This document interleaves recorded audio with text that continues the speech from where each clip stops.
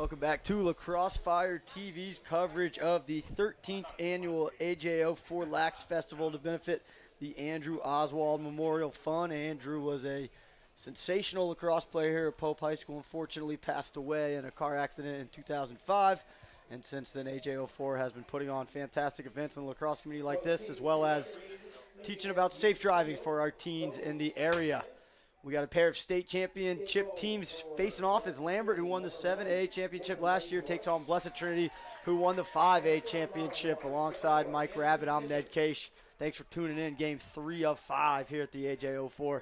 And this is a game where, you know, a lot of people probably expect Lambert to run away with it, but BT has championship pedigree. Yes, they do. And that pedigree starts right at their face-off X with their face-off guy, Alex Poma. He's a UMBC commit. He's going to be a big X factor, no pun intended, but a big X factor in how BT does today. If he can keep winning face-offs, gaining them possessions, they might have a shot at holding on to a close game here. And that looked like practice right there. Popped it right to himself, picked it up, found Solar the attackman, and now on offense is this Titan team. Knocked off GAC by 1 to win the state championship last year. Lambert took down Lassiter, who we saw just before this game take down Woodward in dominant fashion. So ball spins, and now they're going to get it back over to Harrison Houch, who's going to dodge down the right alley. Gets his hands free, takes a shot and save there. Nice save, first stop of the game for Andrew Tippett, the lefty goalie, one of likely 2 goalies we will see in this game for Lambert. Does a great off-stick high shot there by BT. Better tracking for Tippett to make that save. It's going to be tough. I mean, senior goalie, you're giving him some confidence right off the bat there with a save. You know, we've been talking about having to make goalies move all day. Yep. The duo of Poma and Brick and Cage there. And here comes Lagarde clearing the ball to Solar. It was close to that 20 count, but enough patience there by Blessed Trinity. And now Riley Sullivan handles the ball behind. Sullivan eats a big whack there. He's marked up by 21 Alex Robinson.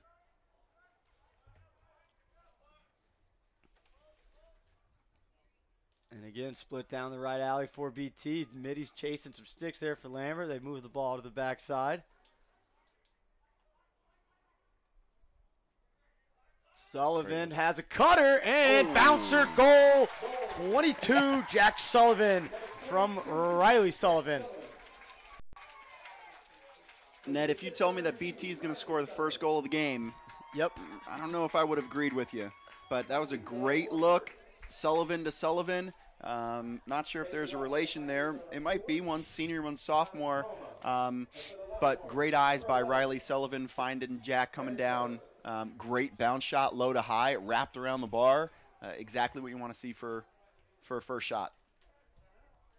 And this is an attack group that returns, you know, Solar and Holdhouse, but both were starters last year for that state championship team. So they certainly will be able to score the ball, you'd think. It's got to make sure they're stopping this Lambert dynamic offense. And big ground ball scrap comes away with it. Is 14, Benny O'Rourke. So for Lambert here, there's a guy that you cannot lose on the field, and it's number 9, Gerard Kane on the far side lefty. An Ohio State commit. Sloppy turnover by Lambert. Oh, sorry, go ahead, back to Kane. Second Ohio State commit in 2 games. So there's something that Coach Meyer's seeing down here with these athletic Georgia boys that he likes. Poma trying to leg it out himself and having a little bit of difficulty, and now finds a short stick. Sullivan, and he run out by Lambert. It was close. Good hustle there by Max Koopman. Thought it was going to go to BT. Here is Christian Rhodes, right to left split, draws 2, throws it back to O'Rourke. And nice 2-man game, that shot high.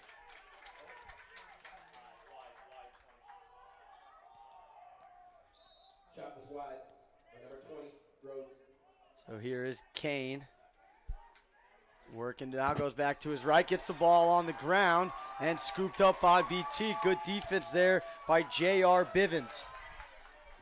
So it looks like, while BT just turned that ball over, unfortunately, but it looks like Coach Devereaux there for the BT Titans, new D coordinator, said, hey, let's go size on size and maybe be a little physical with Gerard, who tends to back down defensemen because he uses his size to his advantage. And Bivens is a starting, I believe, linebacker for the BT football team, who won back-to-back state championships, and he's committed to play football for Middle Tennessee State. So that will definitely, I think, be a physical matchup all night long. Shot goal, 19 in white. That is Overbay, Ryan Overbay, one of a couple Overbays we'll call today. So Ryan's a St. Joe's commit. He's going to go up to St. Joseph's School next year. These guys, the Overbay family. So Eric, the older one, is at Villanova.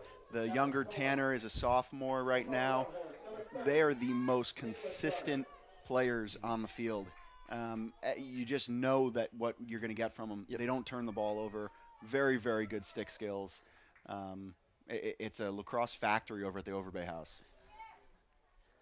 So back to the face-off X. Poma 2 of 2. 1-1, 6:30 to go in our opening quarter. Poma gets this one going forward. He's going to need to pick up a tough ground ball. And there's going to be a push. I think it's going to go to Lambert. No. Oh, yeah. Yes, it will. So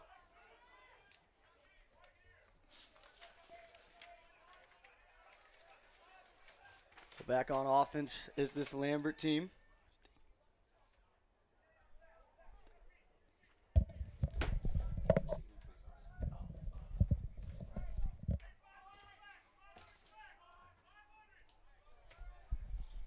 So here you hear the 500 call in. Here comes an attack from Saugus. Goes down the right alley. Right-hand shot on the outside of the goal. Fooled a couple fans, but not the goalie, Bazemore. She corrals and will get set for the clear.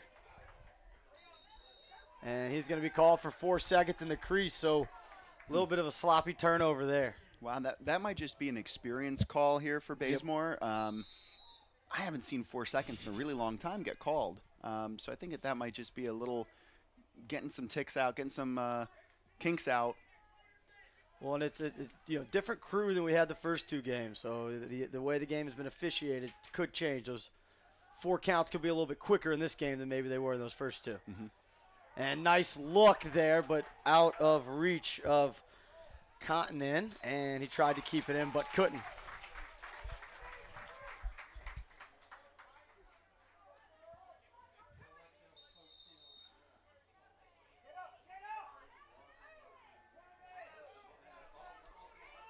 So here is this Lambert ride that can be tough to beat, and Kane was close to being offside, nothing called, and Blessed Trinity with 4:30 will set up their offense looking for their second goal of the game.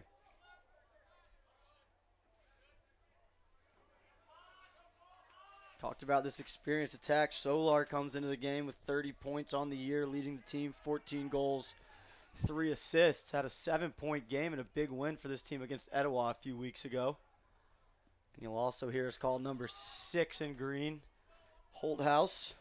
Ethan Holthouse, his father, John Holthouse, one of the assistant coaches for this team. Holthouse was an all-state player last year when he put in 33 goals.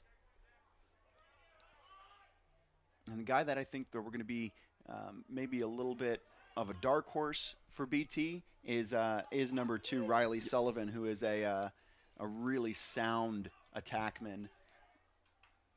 Holthouse got himself a little trouble but found Solar. Those two seem to know where each other are going to be most of the time.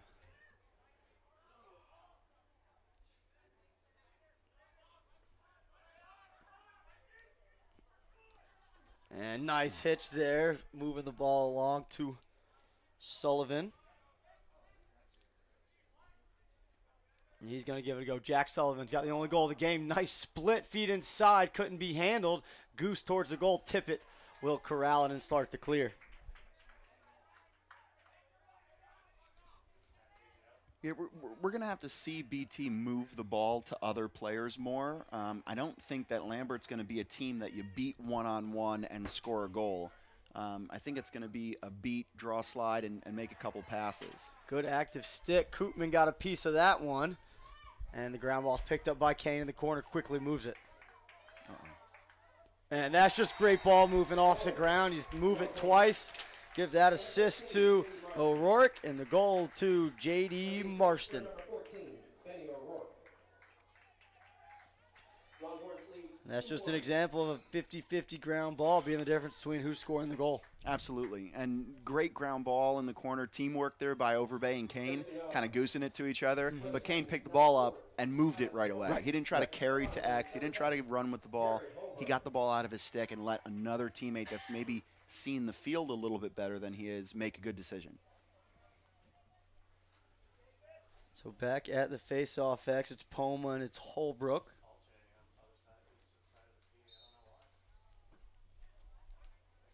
And scrapped, a little bit of miscommunication. Two BT players had a chance for it. Neither one picked it up. And now Poma has a chance at it.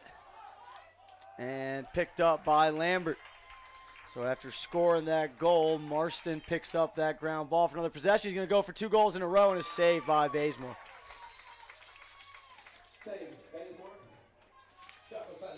You see Poma still on the field here. I wonder if they're going to try to get him off. You know, we talked about the difference between these big 6 and 7A schools and having a bigger team. Poma can't be on the field the whole game. He's going to get tired, and you need a guy to win your faceoffs. So he's going to be inverted. Poma, another guy who was on the football team that won the state championship. I believe he actually had an interception in that state championship game.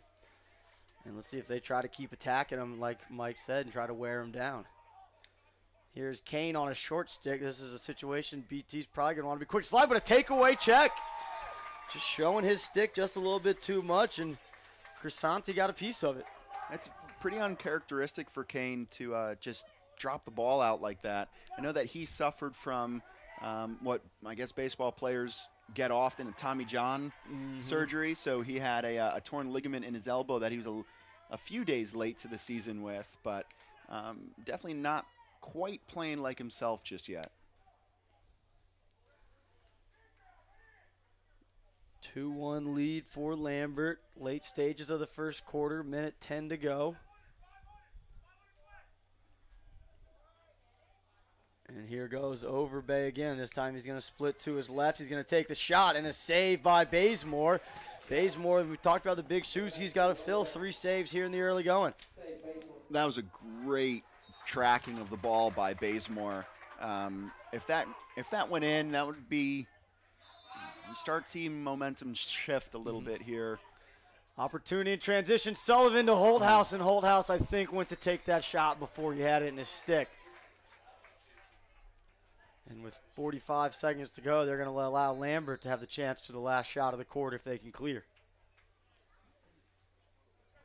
And here is Tippett. Easy clearing pass to McClure.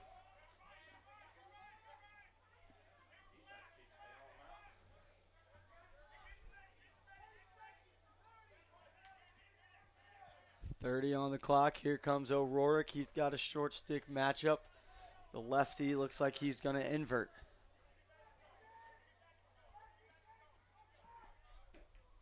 Now 15 on the clock. They'll start to attack. O'Rourke gets top side, draws a man. Skip all the way across to Overbay. Clock's at 7 now. Kane takes a look at it. Gets it to his right hand, throws something on Cage, and Bazemore might have got another piece of that one. I think that he did. So 1.3 to go. Hopefully nothing cheap that this BT defense will give up. And it will not be. So the game, a lot of people thought Lambert may be running away with it. Certainly tight right now. 2-1. Longhorns lead BT after 12 minutes here at the AJO4LAX Fest.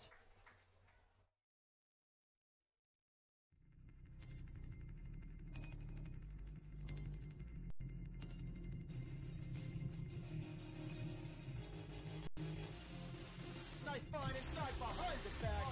That was pretty. Nick Solomon was his 3rd of the day. After timeout in his eyeball. They're working on the attack. Here he comes. Gilliam comes in. Fire shot goal! Back to back goal! First kill him. Rosie wants to go early. He's got his left hand. Look inside. Mills shot goal! And the Raiders the third overtime. And the Titans will clear. Pull it up and put it into the box. Makes his people gonna go all the way. Attack right in front. Save their goal. You talked him up. There it is. I was going to say he's going to get another one before this is over.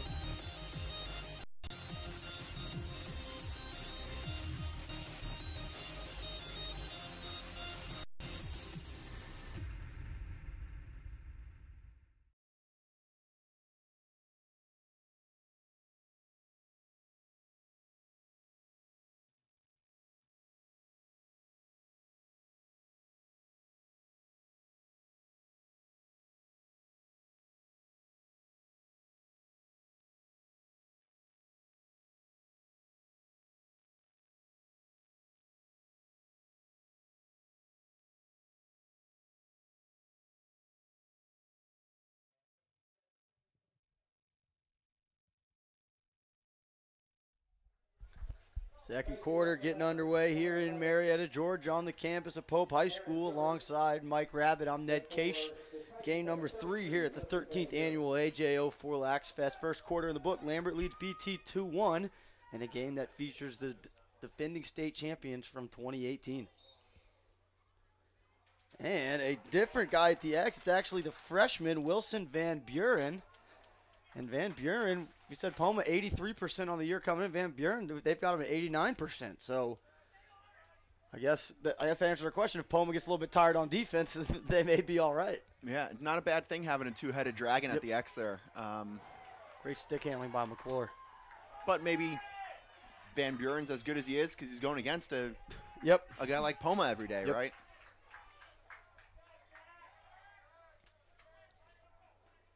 Plenty of Division I talent on the field. You mentioned Ohio State, UMBC, St. Joe's.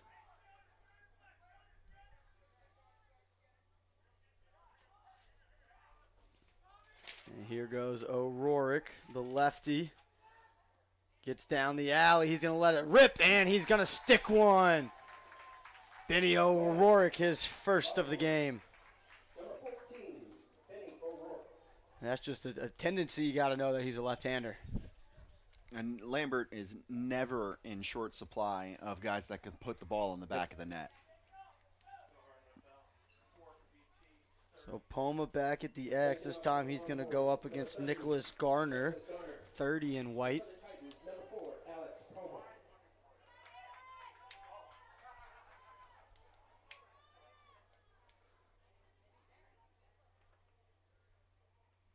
Two short sticks on the wing here for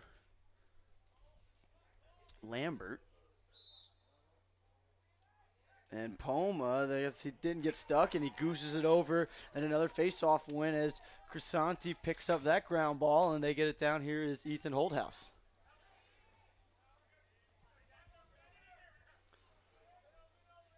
They get Lagarde, Sullivan, and Houch coming out of the box.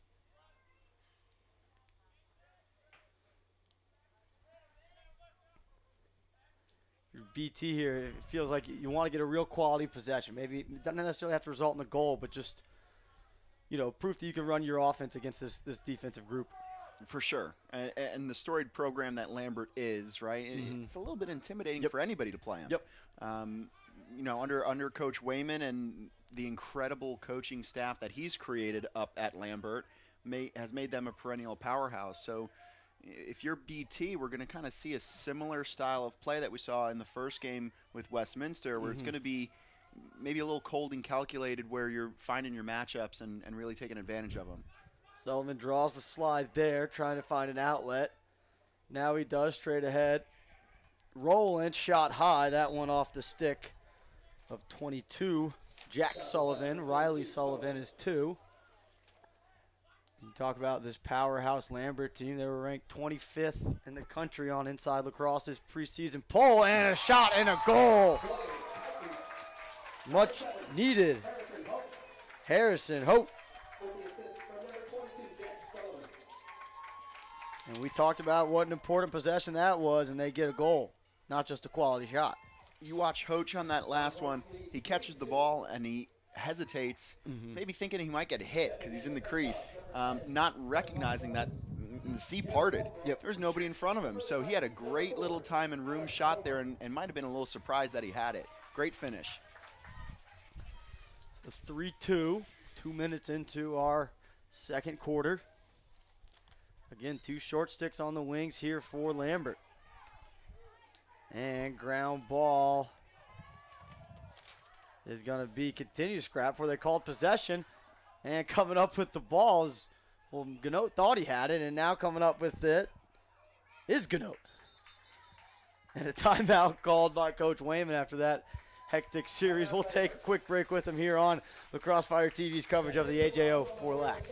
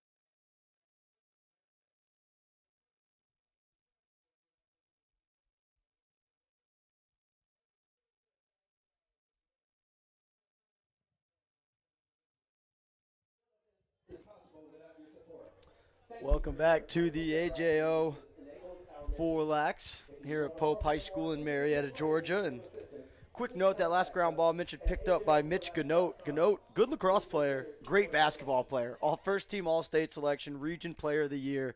A little bit undersized, so hasn't picked up a bunch of scholarship offers. But, you know, we were talking about those two-sport guys, and football lacrosse is what people usually think. But the basketball lacrosse, you know, mix and match is perfect. Absolutely. There are a lot of transferable qualities that you learn in basketball that you can apply to a lacrosse field. And probably one of the most notable names in lacrosse, Pat Spencer, is one of the better basketball players at the sports scene, too. Yes. Right now electing to use his 5th year of athletics to go play basketball at a Division I level. He was a guy who had some mid-major college basketball offers coming out of school, and got to imagine maybe some high-major offers when they see what he can do against the high-level D1 athletes. Feed inside, that shot just wide from Rhodes. Good feed by Kane. So I have a couple buddies that are up on the Loyola team right now, and they say that Spencer doesn't play lacrosse in the summer. He goes down and plays basketball in the city of Baltimore. Wow. So if he's down there competing kind of in the city and with the city leagues, he's bringing some heat. Yeah, he's a baller. You think about just the vision between those two sports and the way you see the game.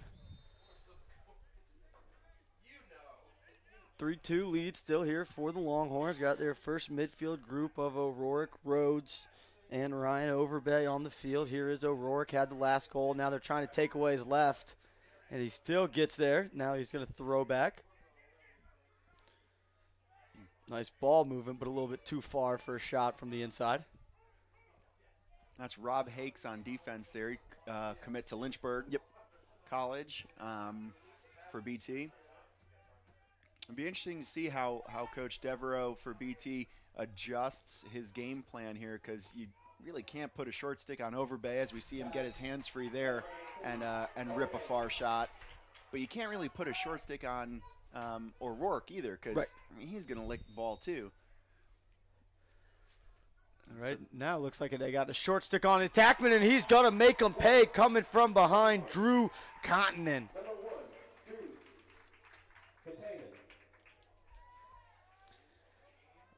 And if you're going to short stick an Attackman, that's what an Attackman needs to be able to do. Exactly, and that is kind of your pick your poison type of moment, right? If you're going to not pull an Attackman, well, they're going to be able to put the ball in the back of the net at a school like Lambert. You might get away with it somewhere else, but it's going to be tough here. 4-2 lead. Second time Lambert's led by 2. The 3-1 as well. As we see Ganote and Drew Doctor on the wings here for Lambert.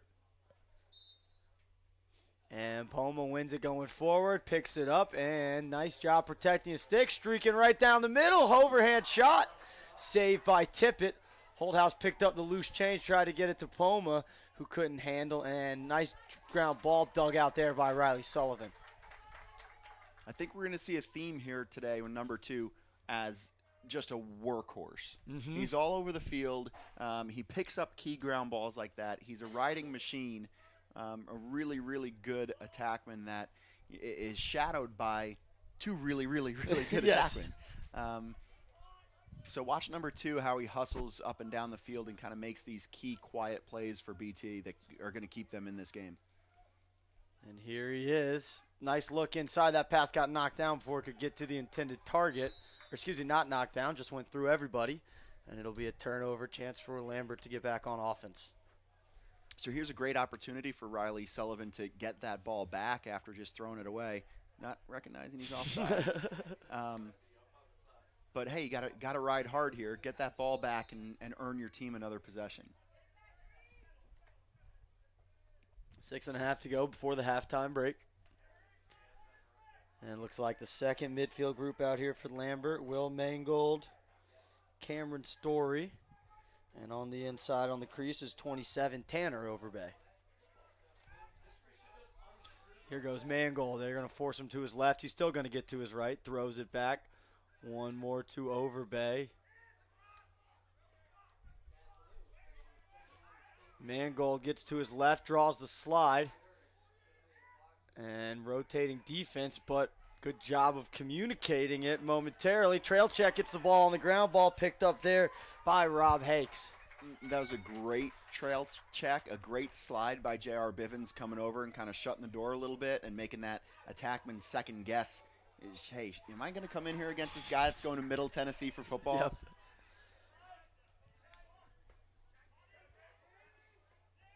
And, yeah, we talked about, it can be intimidating to play this Lambert team, and 7A school is going to have the bigger players, bigger athletes, but BT seems totally comfortable playing in this game right now. They absolutely are, and I think that is a good thing that Bobby Parker, the head coach for BT, has instilled in his team is this no back down kind of bulldog mentality of, hey, we're gonna get wins, we're gonna be dirty about it, we're gonna get dirty doing it, so don't be intimidated by anybody. Holthouse topside takes a shot, just misses wide, backed up by Sullivan. Good hard take there by the attackman. Again, look at that matchup. That's probably a 6-inch difference between the two guys going up against each other, and Holthouse is a little spark plug of a player there.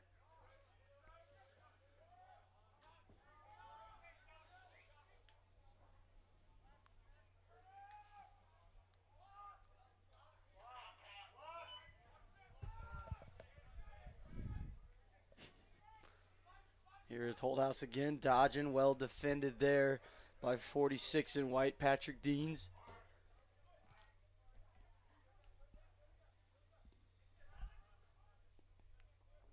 Here is Sullivan, see if he can't create something. Goes straight ahead to Holthouse, do a job moving it, good patient possession here for BT. Good job getting the ball around to different players, having everybody touch the ball. You're going to have to move your feet, though. As somebody dodges, you can't be stuck in the same spot that you were when the dodge started. So we're not really seeing anybody draw a slide right now, and I think that's what BT's waiting for, is that somebody to beat their guy to draw a slide. That long possession turns into a turnover, and trying to get the really probably could have been a play on there, and now with no whistle, it's going to be plenty of time for BT to get their group on.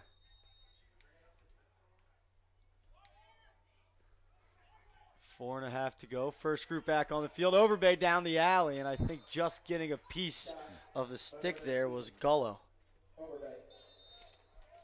Yeah, that's a great check by Jack Gullo. Just getting his stick in the spokes of Overbay, and what a goal.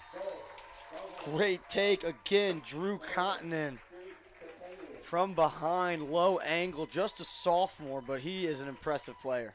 Yeah, that's the second time that Drew took a guy from X and had the exact same shot in the exact same corner. Why mess up a good thing? Yeah. I wouldn't be surprised if we see the next take that Drew has. Same. Very similar. So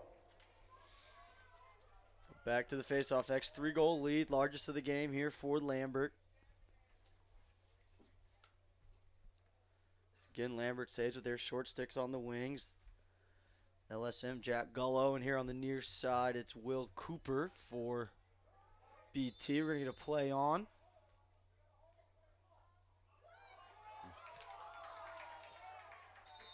Fans didn't agree with that call.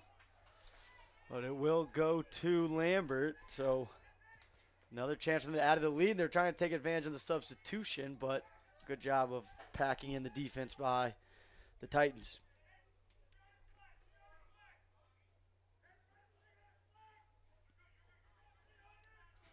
Here is the lefty. Goes to his right. That's where they're giving him. Skips it over to Rhodes. Great one more pass.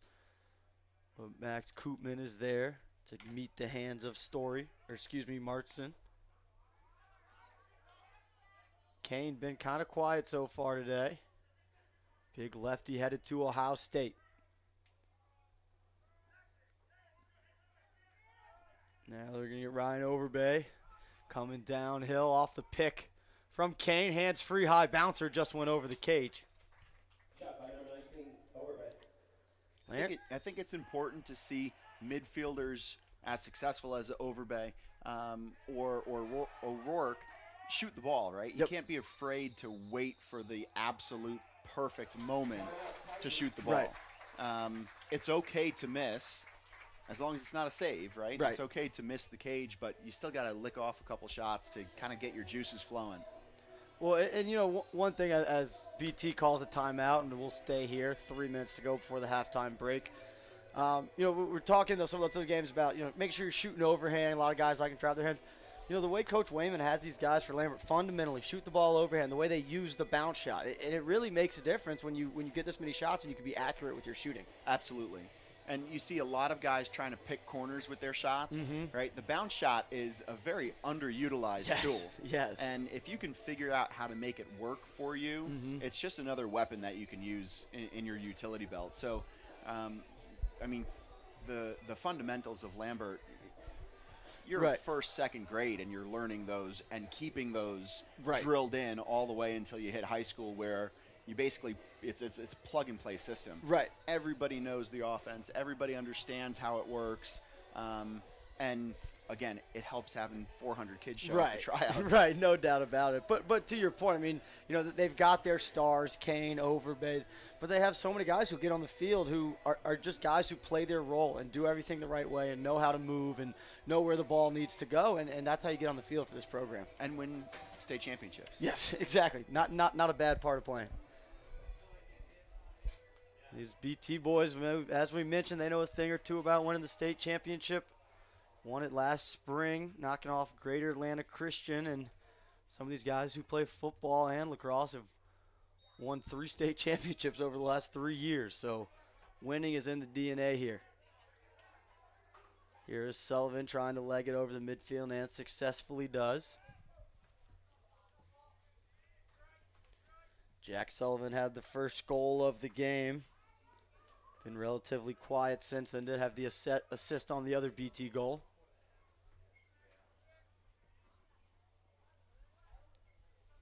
We'll see where BT goes to create the offense. They've been attacking the short sticks a good bit. That's what they're going to do again is Sullivan goes on Ganote. And Ganote forces him down the alley and he rolls back. You know, a really understated skill that basketball gives you. Ooh, that one bounced off the crossbar. Ooh.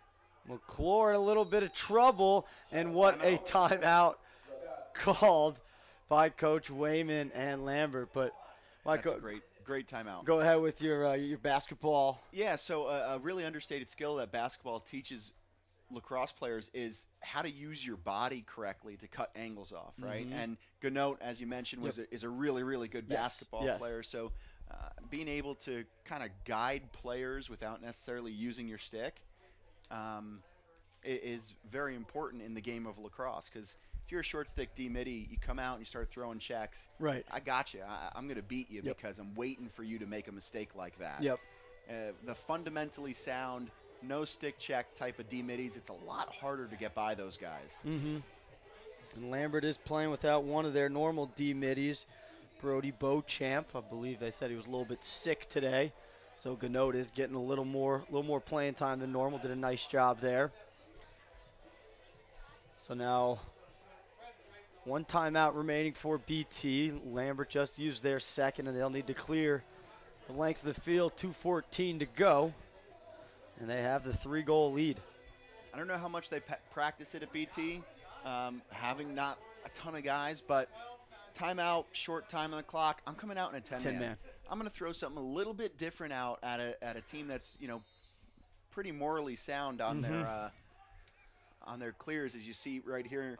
A little bit of confusion. Jack I McClure don't wide know if they open. ever saw McClure over Wow. there, and he got all the way to 8 yards and let it rip. Wow.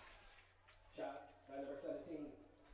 A little bit of a break there for BT that one didn't go in. Here's O'Rourke coming out of the box.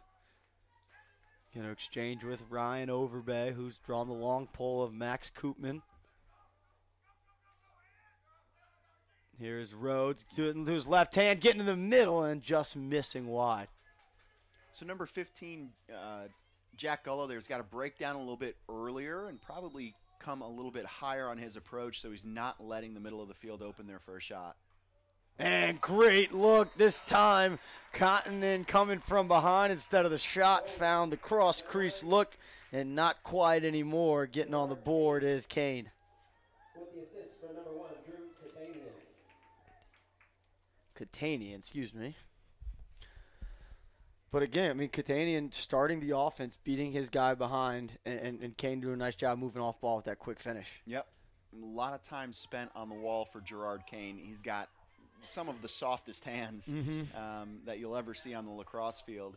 And I think that's a big draw for Coach Meyer, who's kind of a traditional Canadian recruiter. Yep. So Gerard has a lot of tricks in his bag that mimic that type of Canadian play.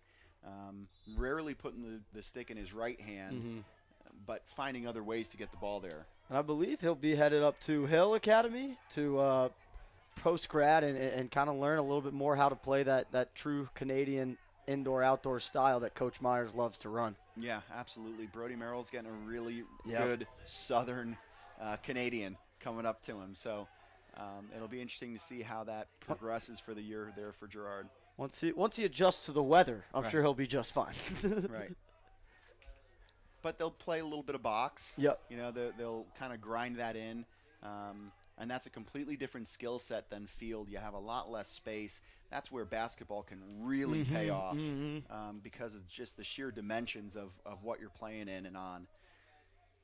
Yeah, no doubt about it. If you ever get out to a Georgia Swarm game, you'll see the difference. It almost feels a little more like basketball than outdoor lacrosse in a sense. It does.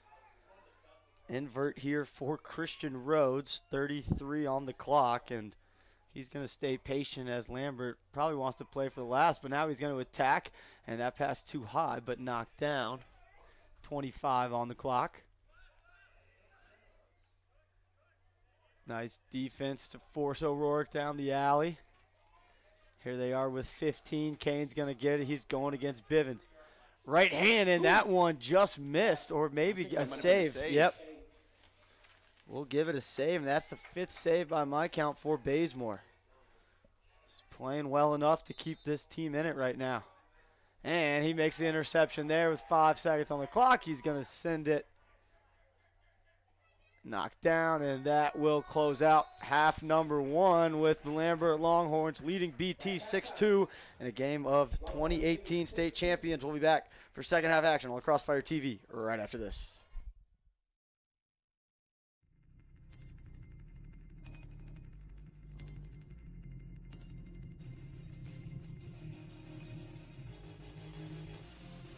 Nice find inside behind the back. That was pretty. Nicky Solomon was his 3rd of the day. Getting out of the timeout and the eyeball it. They're working on the attack. Here he comes. Gilliam comes in. Fires that goal! Back to that goal! First Gilliam. Rosie wants to go early. He's got his left hand. Look inside. Mills shot goal. And the Raiders win in the third overtime. And the Titans look clear. Pull it up and put it into the box. Makes his people gonna go all the way. Attack right in front. Save their goal. You talked him up. There it is. I was going to say he's going to get another one before this is over.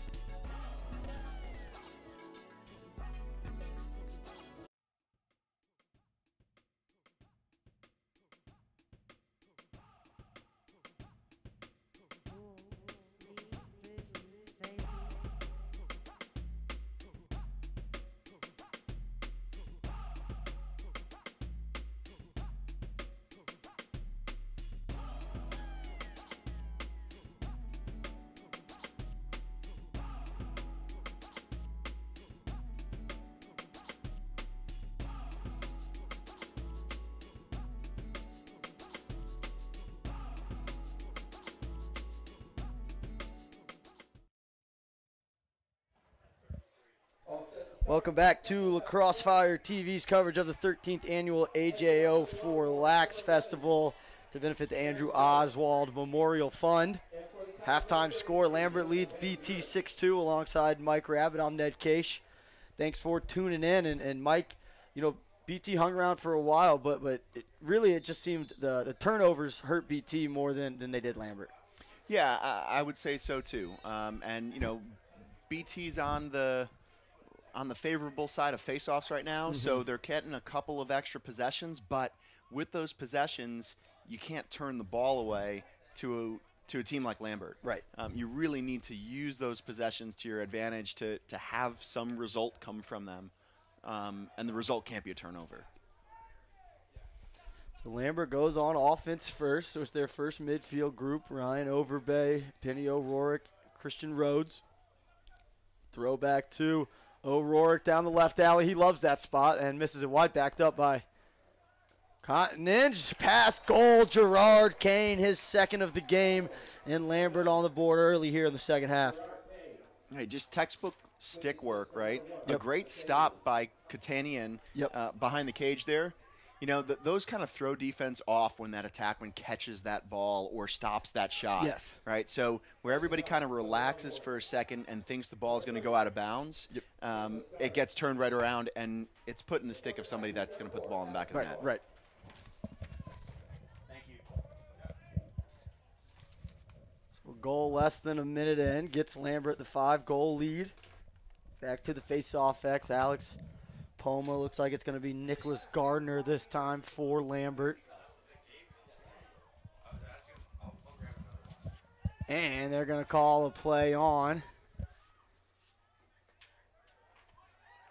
And picked up there by Lambert. They'll have another possession opportunity for numbers, but the pass couldn't be corralled. And we talked about taking care of the ball in the first half and an early turnover after the first goal of the second half. So we're starting to see the numbers for Lambert come out. That's their third face-off guy that's taken a face-off. Yep. And we know that BT has two really good face-off guys with Poma and with Van Buren. But, you know, now that's three guys in the win column for Lambert. And that's going to be the story of the game. And that might have been, oh, he got on the far side there. Check got up into the face mask of Legad. Will draw the flag, and one of the few man-ups we've had in this game. Another opportunity for BT to capitalize on a Lambert mistake, because to beat a dead horse, Ned, you have to capitalize on these mistakes. You can't turn the ball over, and you have to make them pay for when they make little mistakes like that. Solar loses the ball trying to get to his left hand underneath. And it'll be man-up opportunity here on the slash call. It's going to go against 99, Mikey Ford, the LSM.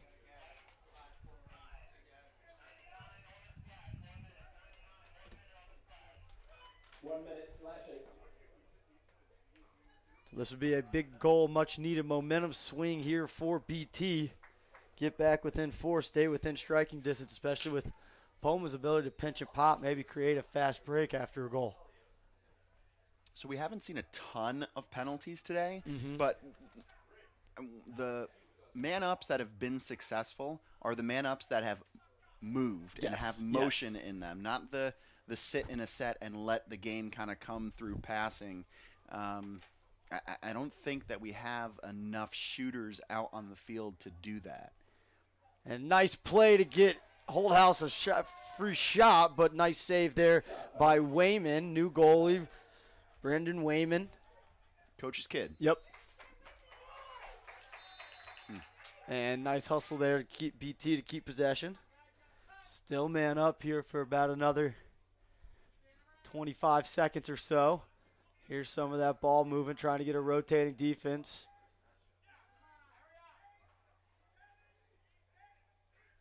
Nice look inside. McCarthy off the crossbar, second or third time that BT's hit a pipe.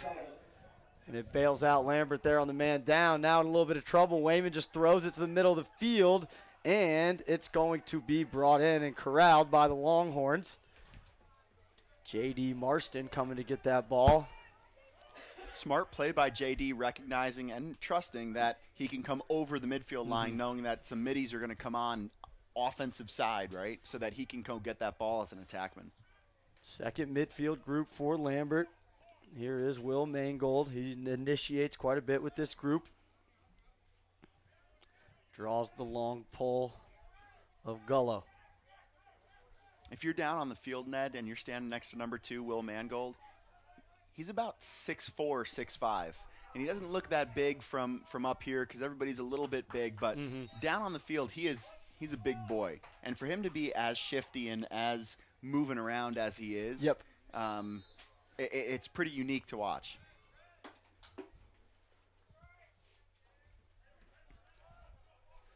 So now the attack comes from Cameron Story down the right alley. He rolls back. An opportunity to attack the backside of the defense. Left-handed shot and a little bit of a changeup got past Bazemore. And Will Mangold gets his first of the game and extends the lead out to 6.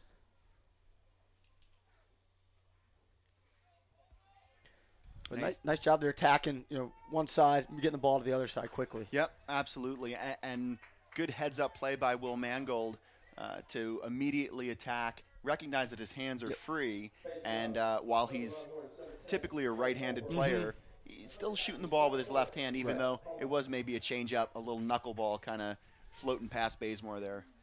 Put it to that off hip side, but like you said, I mean, these guys aren't afraid to shoot, and if you put up enough shots, you're going to get enough goals. Yeah, very similar to a goaltender letting a goal in, having a short memory with that. If you're a shooter, you're on to the next shot. You can't be self-critical that, you've missed the cage 5 times and not shoot on the 6th. You have to keep shooting the ball. Now, if you've been saved 5 times, maybe it's a different day for you. Maybe you're going to be a passer that day. But as long as you're taking good shots, you got to keep shooting the ball. O'Rourke moves it along, and they're going to get the ball up high for a full head run down the alley for Overbay. Draws the slide, skips it across. Nice look, easy goal. J.D. Marston, his second of the game. Give that assist to Overbay. Great head-up dodging by Ryan Overbay. Again, a player that's just comfortable having the ball in his stick. Right, so he's been in this situation so many times before that he knows that he just needs to keep his head up and somebody's going to pop open for him. And one of the big differences between this Lambert offense and the BT offense, you see a lot more guys moving on Lambert when someone else has the ball in their stick. And on BT, it's kind of the sit and wait show, right? Wait for somebody to beat their guy and then move. It needs to be proactive movement. Home at the face-off X, nothing called there, and now the other official has the loose ball push.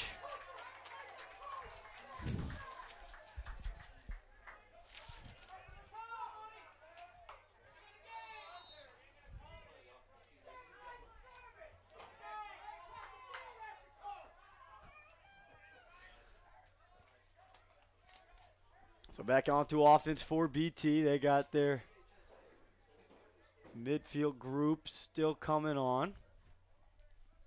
As it looks like maybe the second midfield group out there right now. It's Kevin Daniels, Luke Hamelrath, and now out of the box looks to be 16 Finn McCarthy. And here is McCarthy attacking downhill.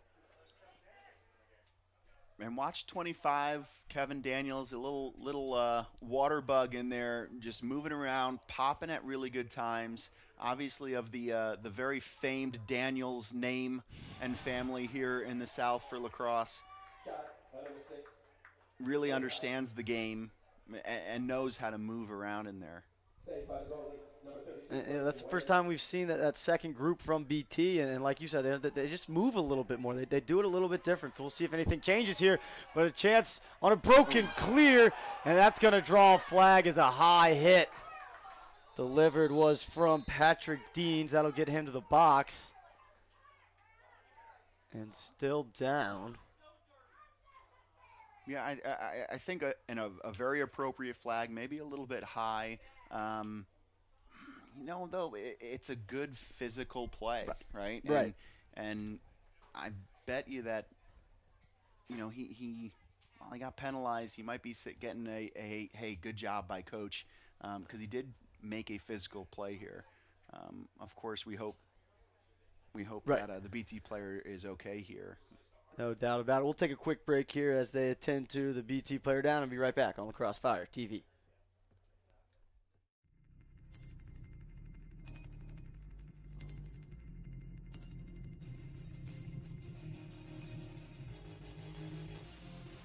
Nice find inside behind the back. That was pretty. Nicky Solomon was his third of the day. Getting out of the timeout as eyeballed it. They're working on the attack. Here he comes. Gilliam comes in. Fires that goal! Back-to-back goal! For Gilliam. Rosie wants to go early. He's got his left hand. Look inside. Mills shot goal! And the Raiders win in the third overtime. And the Titans was cleared. Pull it up and put it into the box. Makes these people gonna go all the way. Attack right in front. Save their goal. You talked him up. There it is. Keel, and as Mike noticed, you know, Patrick Dean's right there, was there to give him knucks and, you know, say didn't mean anything malicious by that. And, you know, it's still a contact sport, and they do a good job of protecting these guys, and anything high, they're throwing the flag. But, you know, you wear that helmet for a reason, because there's going to be physical plays in the sport. Absolutely, and it is protect the player number one. Right, and no that's doubt, why no doubt. That's why he got a penalty on the play. You know, you watch that play 10, 15 years ago. Right, nothing. It's probably not a penalty. Yep. But very glad that Davis Keel walked off the field. He looks good. He's probably going in a little bit of a concussion protocol over there on the BT bench, making sure that his head checks out. So we'll see if they can capitalize here on this penalty for BT. Yeah, they need one. They haven't scored in this half yet, and we'll see what they do. They had a nice set last time and just missed on a shot off the crossbar on the man up. There's a skip, but that pass was knocked down. That's McClure. He's played a strong game defensively here for Lambert. Yeah, if you were to watch Solar on that play, you know, he's trying to skip the ball up and over 5 Lambert sticks, and he's doing it by stepping towards the end line as opposed to attacking towards the goal and getting a little bit more drive on that ball. You know, you can still throw an up and over if you're attacking the cage, right? It's when you don't really have any power at all. As a smaller player, you know, it's not going to have a whole lot of oomph to it. And it was still early where you didn't have a true defensive rotation, so everybody kind of knew where the ball was headed. So timeout called there by Lambert as McClure was getting pestered down the sideline. And, you know, 9-2 game, it's not out of reach, but if you're BT, you got to start playing perfect. You know, every 50-50 ground ball's got to come your way. Got to clear the ball every time, and you're probably going to need your goalie to maybe steal a few saves along the way. Absolutely. Your attackmen, when the ball is near the cage, they got to put it in. Yep. You got to make Wayman move. Yes. Right? And then you really need Poma to kind of crack down here. Let's get you some face-off wins, but to get those face-offs, the ball's got to go in the back of the net. Yes. So kind of full circle with the thought process. So out of the timeout, it'll still be man up, but it'll be Lambert with the ball. So we'll see what BT chooses to do. It looks like they're going to have a pole pick up whoever picks up the ball right away.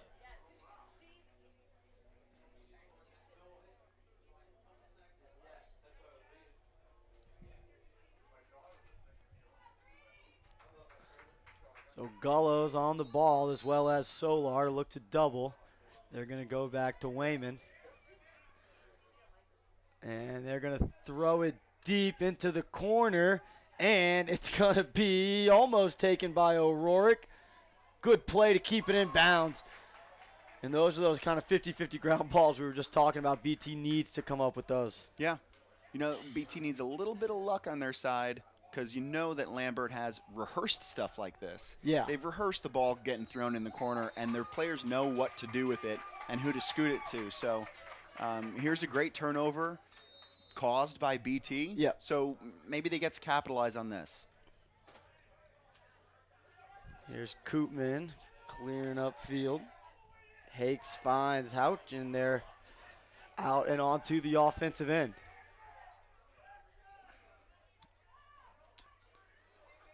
So it looks like Lambert's still got a guy down. I don't know what they're calling there. There's 5 guys back on defense, and there's a flag thrown. And there's a lot of coaches yelling at an official. So I think somebody may have been some kind of offsides. Yep, and the persuasive voice of Coach Holthouse was able to kind of get that flag picked up, it looks like. The voice of reason. Yep. John Holthouse. Loyola educated, played at Loyola. Yep. That's kind of our connection. You played with a great Loyola player. Yes. Right, and Scott Ratliff. And for Coach Holthouse when I was in high school. So, yeah, I mean, and you know, obviously we've mentioned Ethan, who's a son, who's a great player, but you know, him adding to the staff last year, and I think that certainly affected, you know, where they did and competing for a state championship. Absolutely. Absolutely. So 2 state championships, 2 different teams. Right. For Holthouse. Yep. I don't know if anybody else in Georgia's done that. Yeah, I don't know. Yeah, I don't know either. And in the different classifications as well. Yeah. So we can go ahead and call him the Nick Saban of there Georgia we go. lacrosse. There we go. If he listens back, I'm sure he'll love that. So after all of that talking, it looks like we're still in the same situation where Lambert is down a man. As we can see, Deans is still taking a knee over there in the box, and I think one coaching staff tried to say they were offsides, and the ref may have just thrown the flag without really checking. And now the deep ball over Bay, I think, lost it in the sun, and he comes up with it. Wow.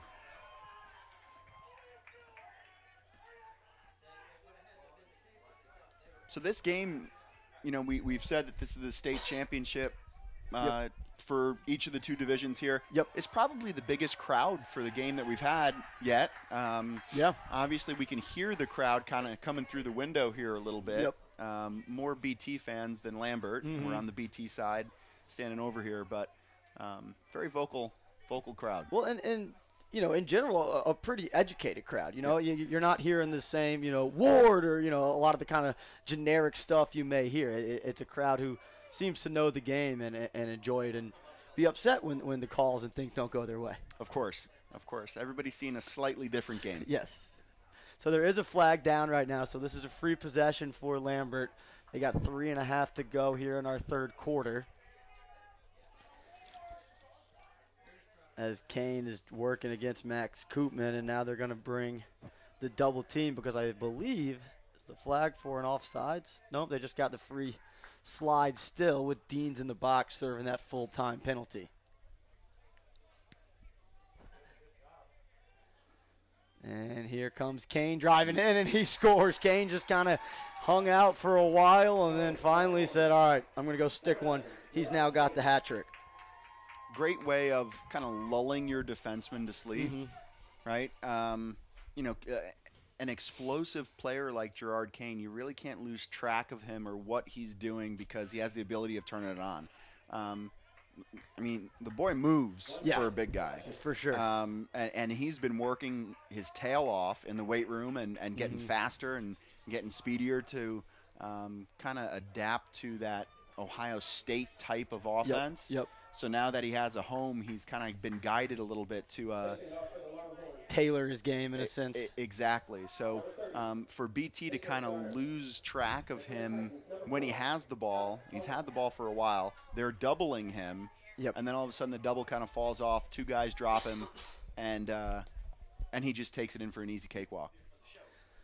And it's going to be 5-on-5 as that BT penalty was a personal foul, so it carries over even after the goal. And Poma wins it, but can they pick it up? He's going to have a chance, and he does. So a nice face-off win and a timeout called there by BT. And we'll take that quick timeout with him here. 2:48 to go in our 3rd quarter here at the AJO4LAX Fest. Heels or flats? Heels. Around here, we're decision-making pros. But when she got injured last season, I almost made the wrong decision. I thought I could take her where I rehabbed my knee, but her coach told me, take her to Children's. No thanks. All that experience helped my daughter heal faster and come back stronger. Now we just need to decide where I'll play in college. Road trip.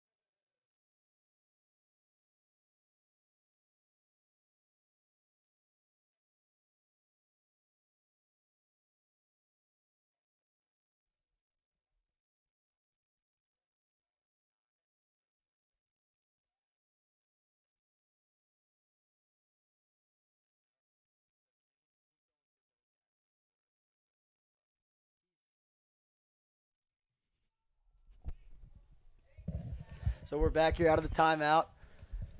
And the penalty released for Lambert, but still down a man. And a great over-the-head check as McClure gets the ball on the turf, and a flag comes out. I think he may have brushed the top of Holdhouse's helmet as he went for that over-the-head check.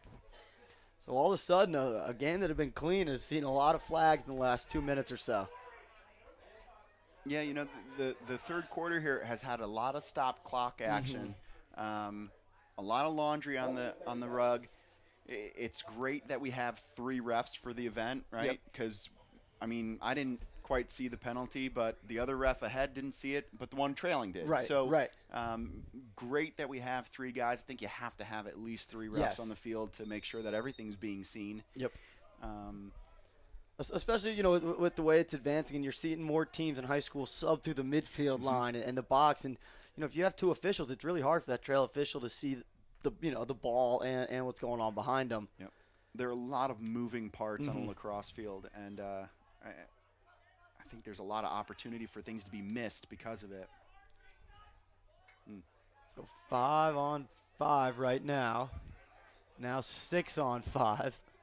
I'm having a hard time keeping up with who's got 6, who's got 5, how many are all on the field, and now good note comes out of the box, so I believe we're finally all even. And Sullivan handles behind. He's kind of got 2 defenders hung up. And now he's going to try to lean in. And that's a tough lean in against Will Sparrow with his size. Here is Sullivan down the alley, draws the slide, rolls away. And they move it to the backside. Riley Sullivan, face dodge, left hand, shot just wide, backed up by BT. But good offense right there. Yeah, we saw kind of a similar approach. A few more outside shots for Lassiter last game. The BT guys feel like they kind of have to jump into the crease to get a goal. Yep. Great pickoff there. Good note picked it off, and we talked about the basketball player. Looked like he may have been trying to dribble his way down to that fast break. And another big hit up high, and another flag. Yeah. And so really BT's benefiting from having these smaller guys. Yeah, I was going to say that's almost one where if I think Sullivan got hit, if Sullivan's 3 inches taller, that hit doesn't look as bad. Yep. And on the flip side, you know, Will Spiro, you're going up against Gerard Kane every day in practice. Yeah, right? You're Gerard right. Kane's 6'2", 200-pound kid. Yep. So big-time physicalness that Lambert has to put up with just from their attackmen beating them up. So you bring that out in a game where the guys aren't quite as big, and you're going to get called for some penalties. So with all these penalties, though, the Titans need to find a way to convert here. Still only 2 goals, haven't scored one in this second half yet. They're going to start in a 2-3-1. Yeah, Lambert, man down, has done an incredible job of just shutting out BT. Oh, good look down to the pipe and the skip, but Holdhouse just missed. You know, it looks like Ethan might have caught that, thought that he had the sure thing because he had a couple nice fakes there. And, oh, hey. Step Solar. in and rip from Solar. And finally on the board in this third quarter is BT. Holdhouse, I believe, gave him the assist on that one. Yep. That was a great little time and room shot by John Solar. Letting the ball go. Good for him. Got to get something on Cage here, test Wayman a little bit. So 30 seconds to go in our third quarter. See if Poma can get the ball going his way. A lot of lacrosse left, but BT is going to need the ball. We talked about it, and play as perfect as they can. And loose ball, Poma's going to come up with it. And he's going to find Solar, and with 18 seconds left, BT's going to attack. Solar gets underneath, gets it to his right hand, had the ball poked away on the trail check. And with 9 on the clock, Lambert could get something going towards the goal, especially with the ball on the stick of number 9. Here comes Gerard Kane coming downhill, gets it back to his left hand, bounces it home with time expiring. Wow. Wow, what a goal. You know, we talk about having soft hands. We talk about the athletic prowess of Gerard Kane, a very unassuming-looking athlete. But goodness, that was an incredible goal to close out the third quarter. and get the lead back up to 8 for the Longhorns. 11-3 they lead. Final quarter coming up right after this.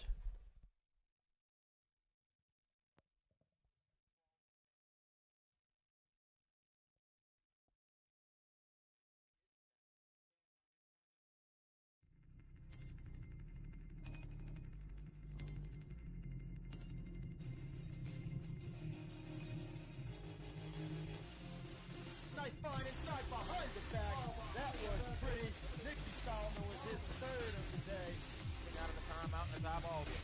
They're working on the attack. Here he comes. Gilliam comes in. Fires that goal! Back-to-back goal! First Gilliam. Rosie wants to go early. He's got his left hand. Look inside. Mills shot goal! And the Raiders win in the third overtime. And the Titans was cleared. Pull it up and put it into the box. People's gonna go all the way, attack right in front, save their goal. You talked him up. There it is. I was going to say he's going to get another one before this is over.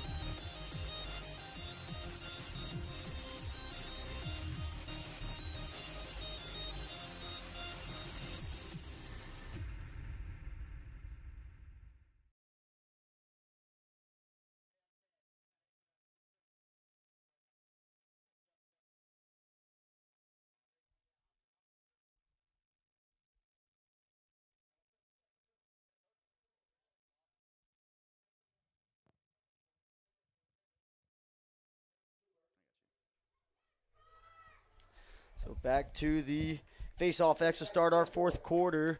11-3 lead as Gerard Kane put one in right before the buzzer. The buzzer. A couple buzzards flying around outside, but fast break opportunity. Holthouse down to Sullivan. Sullivan fakes high, finishes low around the crease. And a nice start to this fourth quarter for the Titans. And that's much needed, right? So you Yes. just had John Solar at the end of the last quarter score a goal. Mm-hmm. That momentum really get pulled out by Gerard Kane scoring that buzzer beater. Yep. Or as we'll call them, buzzard beaters from now on. But then for BT not to let up and come right back down and score again. Really great job. 11-4. 11:50 to go.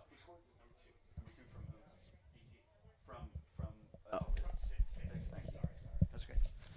So back to the X. See if BT can't get something again. Scoring in 10 seconds there, but this one much more tied up. But Poma still comes out with it, and it looked like Overbay's stick broke there. So momentarily 6-on-5, and a good stick by McClure to knock down that skip pass headed to the left pipe and McCarthy. So quick little funny story about the Overbay family. So Eric is at Villanova. Yep. Ryan's going to St. Joe's. Tanner's the youngest brother. Incredible pedigree. We've already spoken about it, right? But Tanner is kind of like the one that stuff happens to. Yeah. Like a The stick will broken break. stick. And you're like, man, Tanner, if we can just get you on the field and staying on the field for a little bit longer, it's going to be incredible how you can play. Yeah. But he kind of has like that little bit of bad luck that happens to him every so often. And Eric Overbay, the oldest we mentioned, playing at Villanova, he's poured in a few goals this year. Yes, he has. I try to get him to come back and play on my summer league team, but I get ghosted in my text messages. Well, maybe he's tuning in today, and you'll put a little pressure on him. I hope so. Eric, if you're listening, come play with me in the summer. At least return the text. Come on, man. He's leaving me on red. So ball with BT, pass a little bit high for Holthouse. Good hustle there by Sullivan. They're going to say he stepped on the end line, though. But, again, you talk about all those little things that Sullivan does. Good hustle trying to save that ball.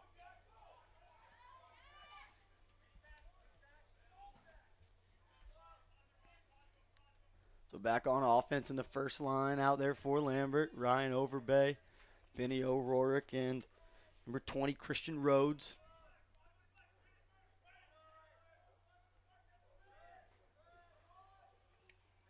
And, you know, we've pretty consistently seen, you know, the two different midfield lines here for Lambert. And you love the continuity where it's not necessarily maybe your three best midfielders or your first line, but it's the guys who pair and work together best is how they create those lines. Yeah, again, building the temple that – ooh, nice shot. Overbay, over the top, over the stick of Bazemore and in for his second goal of the game. But you give credit to Rich Wayman and what he's built, right? So he's built this incredible coaching staff that can kind of look at the team analytically and say, you know what, you're a really good initiator, and we're going to put you with another good initiator, lefty-righty, right? So Overbay and O'Rourke, and then maybe you have a finisher as your third guy. So there's a great deal of chemistry that's kind of dealt with this Lambert team. And that's why you see probably the two midfields, right? They have 45 guys on the bench. They got some freshmen and sophomores that are seeing this and seeing kind of, hey, we'll be there someday. But right now, I mean, seniors putting the team on their back. Face off. Homa again wins this one, but now they got to capitalize. Bounce pass, good handle there by McCarthy. He's got Gullo cutting to the goal. Long pole goal, bounced high. And Sullivan still a shot. He's going to keep possession.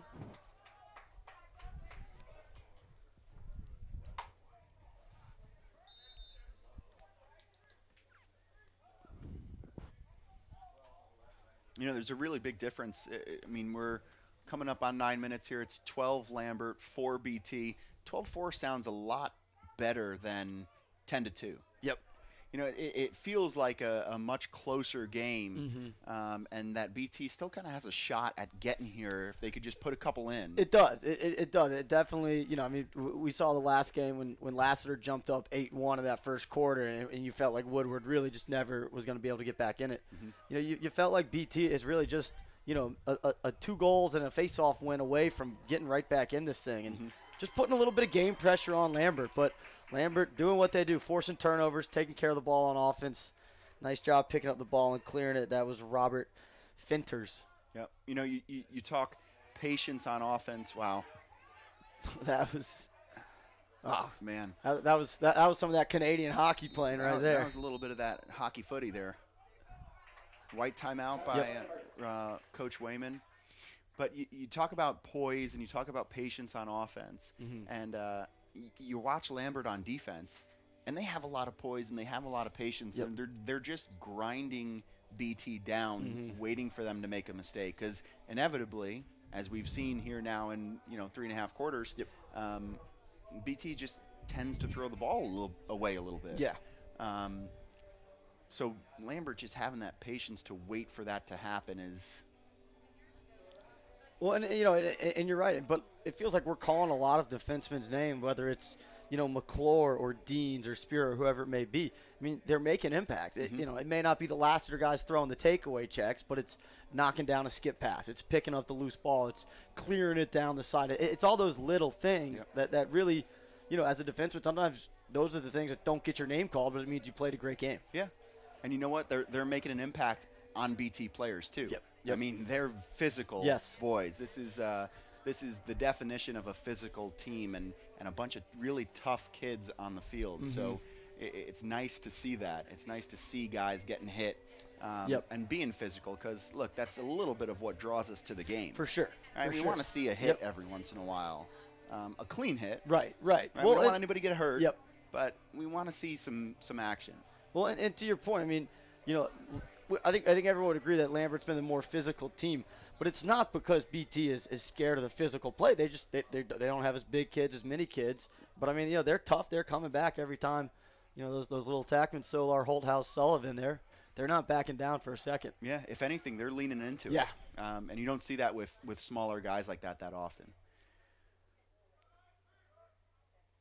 Ball's behind. Now they swing it to Kane. He's matched up there by Bivens. Feed inside. Save there by Bazemore. Good job playing on a high arc. Good hustle there. Should go to BT. And it does. Great job just matching sticks there by BT's goalie, Bazemore. It's so hard turning around to see a quick stick right at you. So really good job just kind of matching where the shooter's stick was and getting that save. Sullivan touches in the box. He's matched up by McClure. Under 8 to go. There goes Sullivan attack, and that's probably going to be a hold. And there's an example of, we're saying they don't do too much. He tried to go over the head, and too much results in a flag. Yep. And good attackmen. So Sullivan, I don't know if he meant to do it there, but good attackmen are going to lean into that, going to kind of use that and recognize that, hey, I can pull something out of this. I can get a flag thrown for me here if I just do this or hold his stick a little bit. Yep.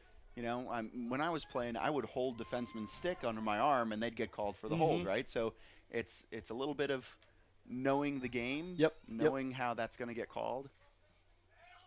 So man-up goal on the last opportunity for BT as Holthouse found Sullivan. And there's the sneak. So again, same combo, but a save there, I think, from Wayman, or may have just missed wide. Backed up nonetheless by BT, and they'll re-attack.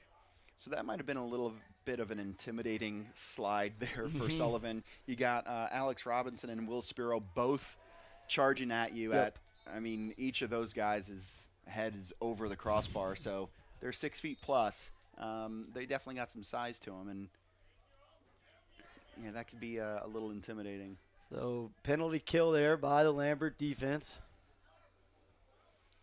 And Holthouse one more to Sullivan. Sullivan roll dodge, nowhere to go. Good closeout there by the defense.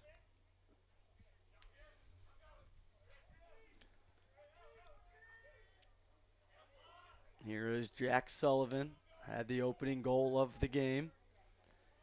A little bit of a 1-4 look here for BT. Spinning the rock around, see if they attack from straight up top, and it looks like they will.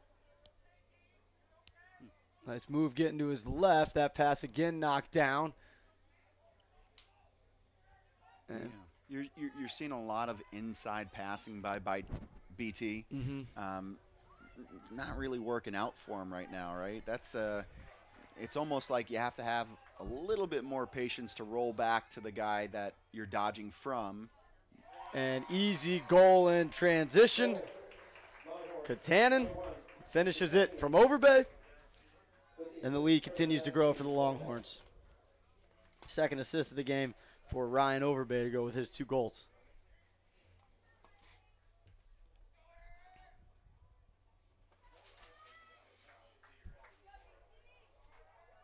So Aaron Jubbard will take the face-off against Poma, as Mike Rabbit mentioned. 3 different guys facing off for Lambert, but BT's really had the success, at least winning the clamp all day, not always necessarily getting the possession. Yeah, that's right. You know, Poma's putting the ball, for the most part, where he wants it. So it comes down to wing play, and it's such a underrated part of face-offs. Having guys that are going to hustle and go get the ball. You know, right now it's a 2-on-1 ground ball in favor of Lambert there, and they come up with the ground ball. And that's Tanner Overbay. So he's got a new stick. But what a way for a sophomore to make some impact is go get a ground ball off face-off. And I'm not sure they've touched in, although now they do, no count. And so we do see that second line with Tanner Overbay, number 8, Camden Saugus, and now going into the crease is Cameron Story. See the defense trying to take away Overbay's ability to dodge from up top. So Saugus says, you know what, I'll just take it. Goes downhill. The righty, nice take, and just missed wide. Good job protecting that stick from that trail check. Yeah, that was great, feeling the pressure from the defenseman on his back, getting that shot off.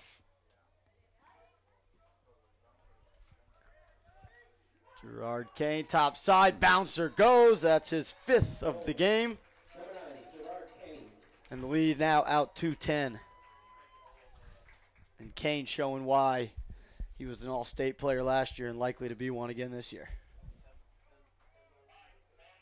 Yeah, just a very classic question mark dodge, right? Without the exclamation point at the end. He just kind of curled around. His defenseman opened up a little bit, pulled that stick back, and instead of rolling back like you would in a question mark, Gerard just kind of kept running forward there and popped a nice little bounce shot. Yeah, you know, he scored different ways. You know, some dodging, some off ball, some shooting, but even some bouncers, some high heat. So he's just shown a variety of ways to play. Exactly. He really knows how to get the ball in the back of the net and do it very successfully in a number of different ways. Homa pulls it out, but still the loose ball scrap. Koopman's got a chance at it. He picks it up. Nice ground ball. Turns and momentarily found his man. Holthouse picks up the loose change. Holthouse to Sullivan. Sullivan inside. Pass too low. Nice idea on the give and go there. And again, a tough ground ball dug out there by Sullivan. To Holthouse. Holthouse in front, and he finishes. Great goal by Ethan Holthouse, stepping up to glory, right? Coming around and making sure that he buries it on the nice little feed there from Riley Sullivan.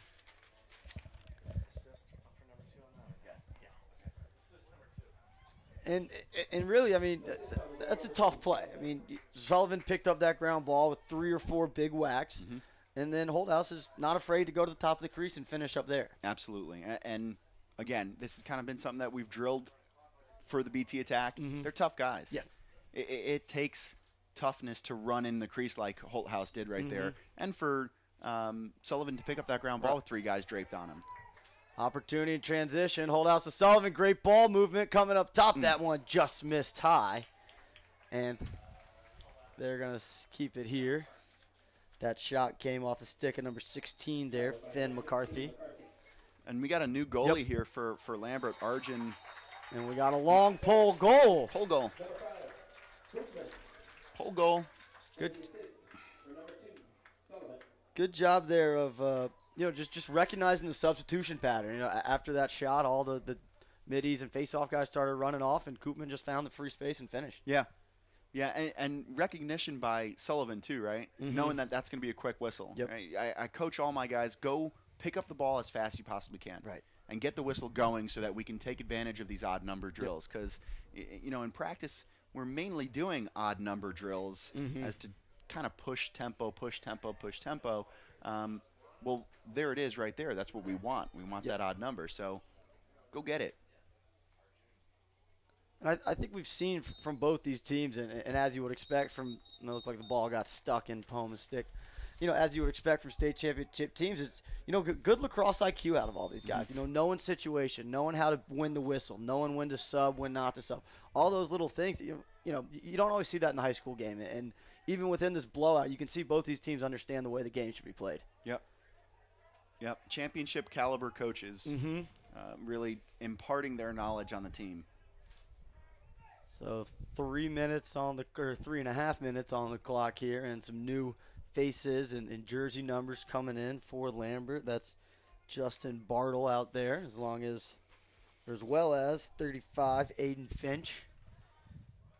And we mentioned the new goalie, Arjun Viswanath. Comes a downhill dodge, letting it fly. That one well high. Number 3, Bartle. Attacking from the end line, working to 5-5. Nothing doing there. That's Snyder.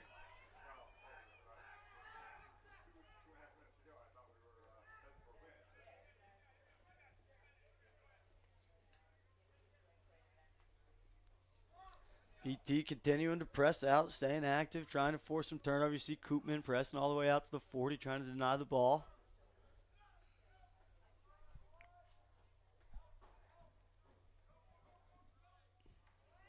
Kane still working on Bivens. Nice feed, couldn't be handled. Loose ball is going to come up and stay down here with Lambert. Yeah, we've spoken about those opportunities and how BT needs a little bit of luck to kind of fall their way. Yep. It seems like all that luck is kind of tilted towards the Lambert side, right? The ground balls just kind of end up in their sticks. Yep. The calls, the calls are the calls, yep. But that opportunity to get the ball back always kind of lands Lambert's way. No doubt about it. 2.5 to go, and looks like Lambert's going to wrap this one up. And there's the question mark, and why not add a 6th goal to the total? Gerard Kane. And right there, you got to know if he's going on that right side, he's probably going to want to come back left. Yep, absolutely. Great shot location by Gerard, off stick. Kind of hip area, shoulder area, handcuffing Bazemore. Really good shot. I wouldn't be surprised if Gerard's done for the day. It looks like he's Yeah. getting taken out, which is good. Yep. Get some fresh blood, get some young guys in there, get them some experience in a game like this, on a stage like this. Right. Yep. No right? doubt. Where, no doubt. You know, yeah, you're filming your games, but they're not televised. They're Right. not live streamed. Right. Right. So let the kids have a little bit of fun and let you guys kind of run your offense a little bit. So it'll go to Lambert. As it looks like coming in for Kane is Alex Snyder. Here's Overbay. And that pass off the stick of the intended target, Mangold, I believe. Good play there to keep the ball in bounds. And opportunity here in transition for BT. They got a 4-on-4 if they push early. And here is McCarthy, nothing doing, so he'll slow things down behind.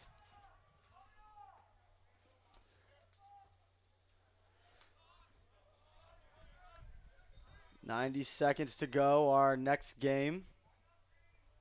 Timeout called by BT. Our next game will feature Lovett and Roswell, another pair of programs who've won multiple state championships. And, another game where one of the guys at the face-off X for Roswell, Michael Paul Thomas, is a very high-level face-off guy who could, change the way that game may go. Absolutely. MP Navy commit right now. Mhm. So, testament to how our face-off guys are doing down here in the Yes, South. We're getting yes. a lot of D1 committed face-off Mhm. guys. And I know that some of these programs, for example, Lassiter has Stephen Kelly on their sideline. Yes, yes. Thunder brings down some face-off academy guys and yep. Some face-off specialists to work with our guys. But now you're starting to see face-off camps Mm-hmm. and specialist camps during the summer that players are going to that are really starting to benefit them when it comes time to, one, be seen, Yep. but two, kind of have the exposure of, these guys from up north that have access to this stuff Mhm. year round. And it's a true art, the face-off. I mean, it's a duel, it's a match, it's an art. I mean, it's a huge part of the game. And for have a guy who knows how to do it, knows how to play different styles at the face-off X, I mean, that's invaluable to a coach. Mm-hmm. So out of the timeout, BT's ball. Riley Sullivan will get the restart. Looks like a little bit of a 2-2-2 look to start here now. Sullivan will carry behind, a little bit more of a 1-4. And they're going to try to set some picks, I think. And there it is. They're trying to roll the shooter over. I think the shooter was Hamelrath. They couldn't quite get it to him.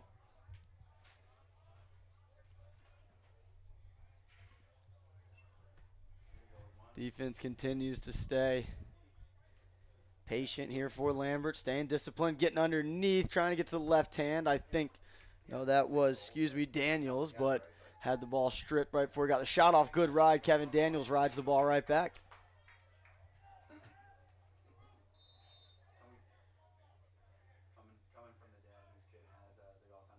And All right, cool. Number one. Awesome. Great see. Hamelrath dodging. He's going to roll back right. Draws the long pole. Got a minute in the game here.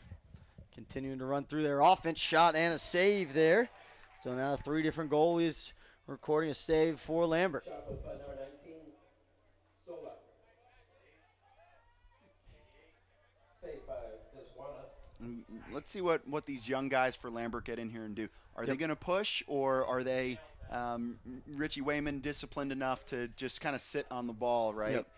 And it's tough if you've just getting in the game. You want a little bit of Yeah. action. You kind of want to go to the cage. So I'm going to really applaud them if they're just going to kill this clock, which it looks like they're going to do. Yep. Probably want to start moving behind here with the ball. And, that's one thing, Coach Wayman, he's been known just the little things, respecting the game. If you're dominating a team, there's no need to throw in the cheap ones. And, that's part of building that program and teaching the game the right way. Absolutely. So 2-1, that will close it out. And after a tight first quarter, Lambert really started to pull this one away, and they finish 15-6, 9-goal win over BT. But again, 2 teams that won state championships last year, and potentially could be back on that same stage this year, especially this Lambert team, as we see the depth and just the way they execute. Yeah, I think so. You know, there are very few mistakes the Lambert team makes. Not a lot of opportunity to capitalize on them. Right. Because they're going to make fewer mistakes on defense too. So you really have to be buttoned up to play a team like this. So I think what we're going to see here is Drew Catanian getting the MVP here, finish the day 3-2. You know, Gerard Kane, 6 goals. I mean, production from your upperclassmen, dishing from your underclassmen. It's a really good mix of what they got for Lambert. And, you know, Catanian, and, you know, you can never take away 6 goals. That's anytime you put in 6, that's impressive. But it seemed like Catanian's goals, you know, came in the second quarter when it was kind of tight and they needed something to get back on track, and he was kind of the spark plug for him today. I agree. Completely agree. And that's why we're going to see him get the MVP here. A work-hard kid. You know, his goals were earned. Yes, right? yes, I mean, he no ended doubt. up on his back for the majority of them, and his vision paid off to kind of shelling the ball to a couple guys. Yep, no doubt, no doubt. I do want to make a quick note. The last game we had co-MVPs along with Murphy Mosteller. Eli Enzor took home the MVP honor, so 2 MVPs in that game. Only 1 in this one. Lovett and Roswell coming up in just under 15 minutes here on La Crossefire TV's coverage of the 13th annual AJO4 Lacrosse Festival to benefit the Andrew Oswald Memorial Fund. Ladies and